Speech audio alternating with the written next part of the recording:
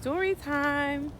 Since I'm on another walk, let's talk about a story time when I got pew-pewed. Well, I had a pew-pew in my face. I didn't get pew-pewed. Anyway, this had to be around 2005 because I was 16, graduated high school 2007. You know, you could do the math on my age right there if you feel like it. Anyway, I knew this guy. I don't even know how he and I met. We just knew each other. Probably from my neighborhood because he lived across the street from where I live. Anyway, anyone watching the story can put two and two together just off that information, but he did it. I didn't do it. All right, so we used to like talk, not like talk like we boyfriend and girlfriend, unless I didn't know that. I thought we were just cool homies and somebody that I happened to know because I was so innocent. I was so like young, okay? So when y'all was 16 or if you 16 or whatever the case is, you was into boys or girls, whatever you into, and I was too. However, I didn't realize people liked me back. Okay, I was very much like, no, he doesn't like me. Like first of all, I was always considered the ugly one, hideous. Okay, like, oh my God, that's your face. It was like that. Okay, so when someone was feeling me back, it was hard for me to believe it. Also, he wasn't clear. Like, I need you to be like, yo, shorty, I'm feeling you. I like you. Like, be that clear because I ain't gonna get it. I ain't gonna know. Okay? If you ain't that clear, it's going over my head. Boom. Anyway, let's get into the story. Alright, so boom.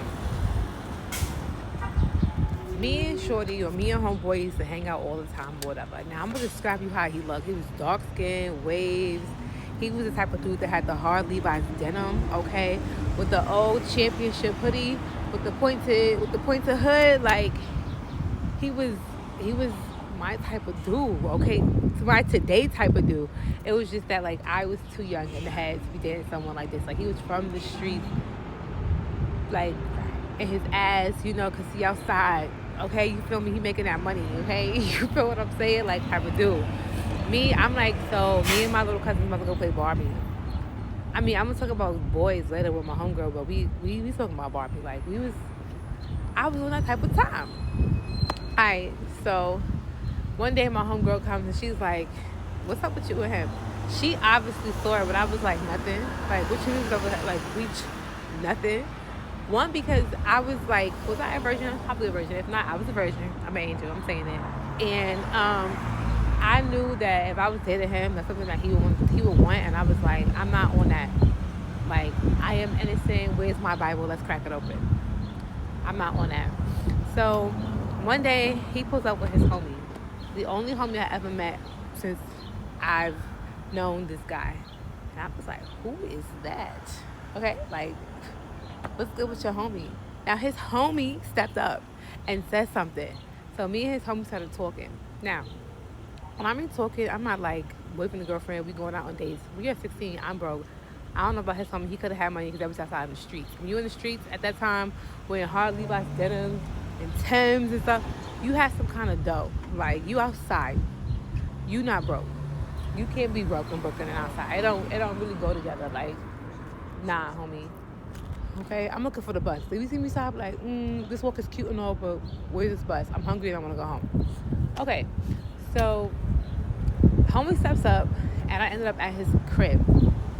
I'm gonna backtrack to give you an idea of what kind of guys these were.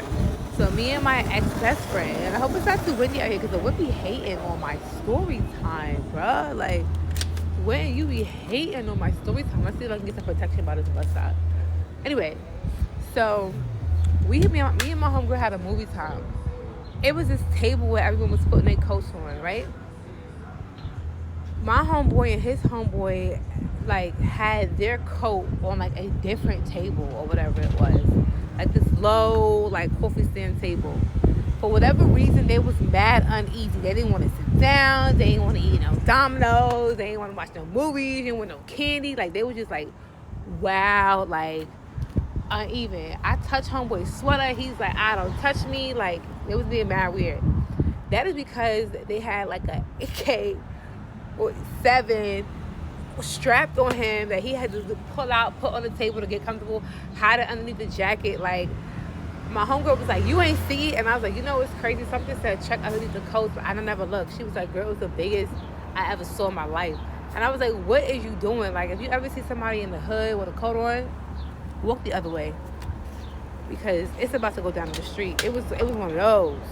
It was one of those, okay? Hold up, I'll be back. I gotta check the bus time. The bus is taking forever. We are walking to the next bus stop before my kid wakes up. He needs movement, okay? I don't know, baby don't. He needs movement. You ever stop with a baby, they start wilding out? Yeah, I can't have that.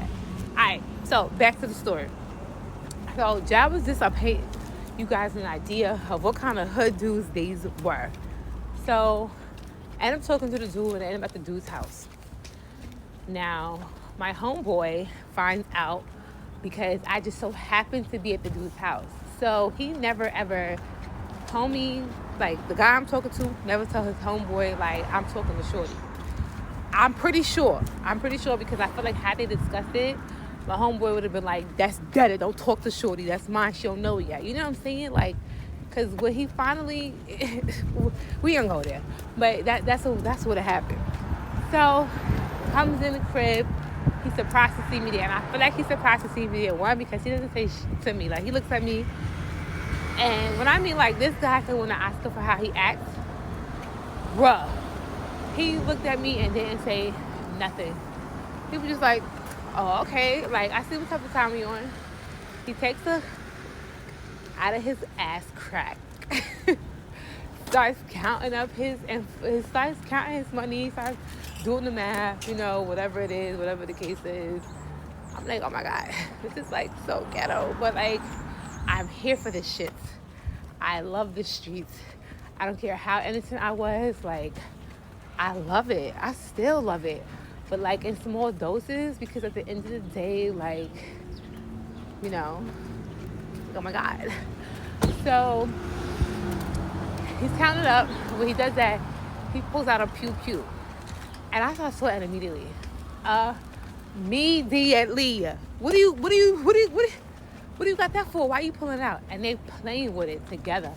I'm like, oh no, see, y'all must be smoking the Krizak because I don't play with pew pews. So if you know anything about them, once you cock it, it's a possibility that there's a bullet in the trigger. Even though they empty the clip, it doesn't mean that it's not one still in the trigger.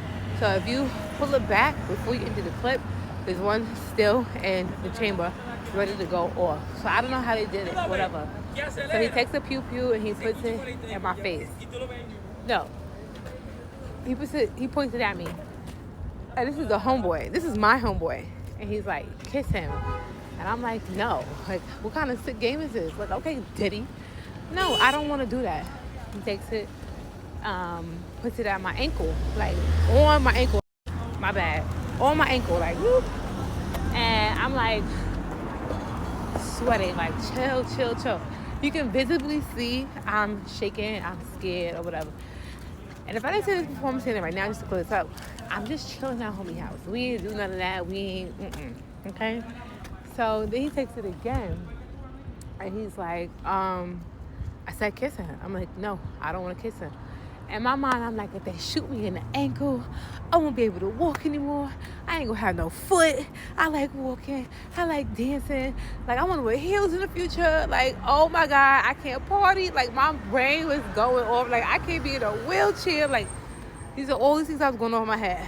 Then he takes it, puts it at my cheek. I'm like, homie, I got a dimple over there. You about to give me another one. Oh no. What are you doing? So when he did that, I kissed him. I don't know if I tongue kissed him or just pecked him, but I kissed him because, like, I'm pretty sure that was not his first time using a firearm. And I didn't want him to practice on me, like, I don't know how well you guys know how to hide bodies, but let's not practice with me, okay? You feel me? But anyway, that's the time where I had a pew pew in my face, and that's what I get for being outside with dudes. And this is what my mother was to be like, don't be outside. Like, why are you trying to go in the house? My mother knew better because she knew, like, my daughter, she out here, she's innocent, but, like, she's naive, Yeah.